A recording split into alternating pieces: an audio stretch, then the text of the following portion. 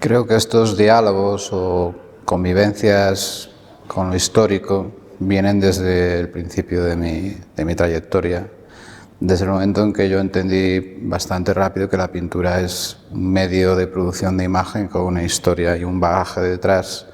que obviamente no puedes obviar como pintor contemporáneo. Ya desde un principio sentía como cierto peso de esa tradición, porque cuando eres muy joven es difícil asimilar toda esa cantidad de registros y de diferencias, diversidades que se han ido originando desde el origen de la pintura hasta nuestros días. Entonces sí que tengo que reconocer que todo esto al principio era asumido como un peso y con cierta confusión. Y creo que la evolución del artista o digamos sus inicios en empezar a conformar un poco un cierto lenguaje, unas ciertas tendencias, es un poco como en la vida. Al final es una cuestión de elecciones y de ver un poco en qué familia te sitúas. En ese sentido creo que al principio es una cuestión de descubrimiento de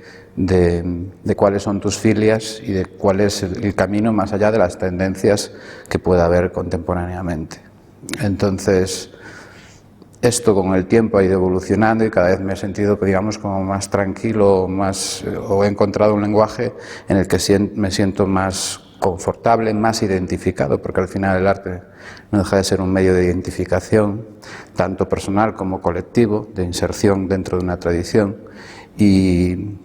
digamos que siendo pintor soy muy consciente de que todo ese aprendizaje ha tenido mucho que ver, pues obviamente, con el aprendizaje directo de las obras de los autores que te preceden o con los que convives.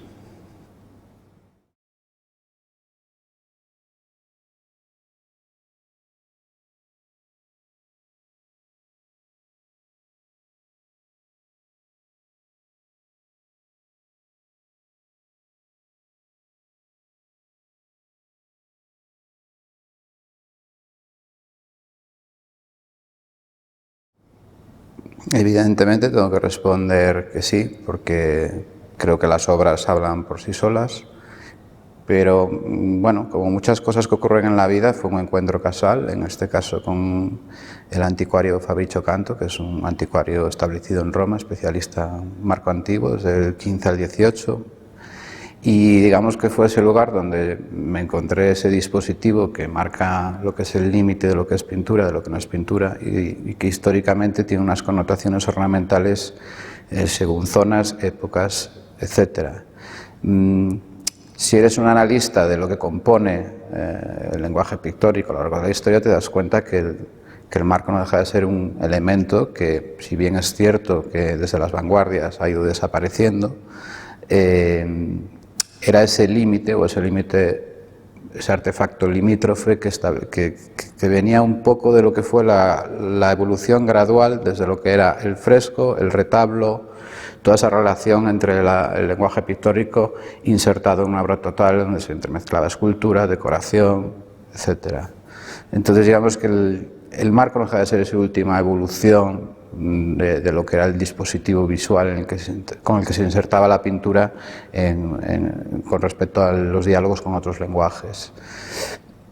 Yo precisamente iba a Roma buscando ese contacto directo de poder ver las obras que había estudiado, digamos, más bien a través del libro o con viajes puntuales, en esos contextos, o sea, verlas directas, poder verlas en 30 centímetros. Y creo que muchas de las obras, o diría que todas las obras que están aquí en esta exposición, beben un poco de los aprendizajes que hubo en esas confrontaciones. Por eso yo en mi proyecto de la academia lo titulaba La presencia pictórica como motivo. Y esta exposición tiene mucho que ver con una reivindicación de la presencia, de esa especie de experiencia que solo es posible en el diálogo directo con este lenguaje maravilloso que es la pintura, que creo que sigue teniendo características que la distinguen, y que precisamente ese nivel experiencial de lo que otorga la experiencia directa con la obra no te lo puede dar otros lenguajes que tienen otras cualidades, que son igual de válidas, como pues la fotografía, lo videográfico, cinematográfico, etcétera, etcétera.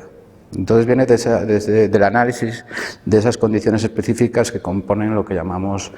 un artefacto cuadro, un artefacto pintura.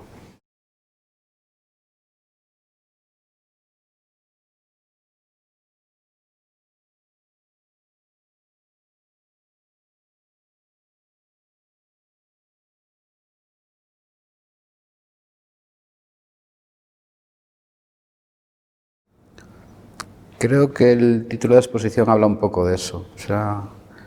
todo lo que el cuadro sabía alude precisamente a ese proceso pictórico experiencial que yo vivo en la construcción de las piezas, en donde si bien hay una preparación previa que es más de conocimiento de pintor, de cocina, en donde trabajas, decides un lino, decides un yeso, decides si va a llevar un marco, no lo lleva, etcétera, etcétera. Al final de cuentas lo que buscas es ese momento en donde hay un clic, hay un punto de inflexión y lo que está ocurriendo en el cuadro cambia y de repente hay algo que lo que no deja de ser pigmentos como aglutinantes en una superficie empiezan a transformarse en otra cosa sin dejar de ser ella misma. Y es ahí donde el pintor tiene que estar atento y tener la humildad suficiente como para que dentro de ese momento experiencial sea el cuadro que te empieza a manifestar lo que necesita o lo que es. Porque al final creo que los cuadros, cuando se activan, y eso ocurre después a posteriori, o esperas que ocurra con el espectador, no dejan de ser lo que son, una materia, un soporte, que por las combinaciones o casuísticas acaba derivando en algo que sin dejar de ser lo que es, te transporta pues eso, a lo que tú acabas de aludir, a fenómenos ópticos o fenómenos ácticos, a un saber que tiene que ver mucho con el placer. O sea, no nos olvidemos que etimológicamente el placer, el saber, tiene esa componente. O sea, entonces creo que el arte tiene mucho que ver con eso. Si nos retrotraemos, antes de la separación de las ciencias, el conocimiento era el ars. O sea, entonces yo creo que lo que te aporta y lo que eludo con presencia, con lo que el cuadro sabe, tiene que ver con este grado experiencial que aporta la pintura, que no es tanto lingüístico a nivel de un enunciado, sino ese conocimiento que proviene de lo experiencial.